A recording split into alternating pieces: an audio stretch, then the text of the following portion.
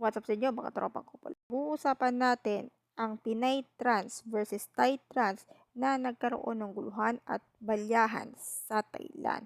Siguro ay medyo sobrang affected ito lalo na sa turismo ng Thailand. Kasi this March is Songkran or parang basaan din na katulad dito sa Pilipinas.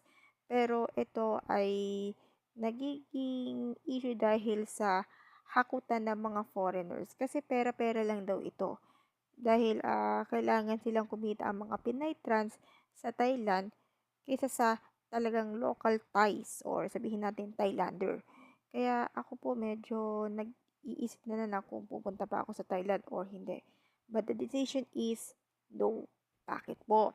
Dahil baka pagkamala lang ako ng transgender, pwede akong kuyugin ng mga Thailanders. Yun lang po mga tropang kumulaws at be safe sa mga pupunta ng Thailand ngayon or maybe in the past few months. Yun lang po mga tropang kumulaws.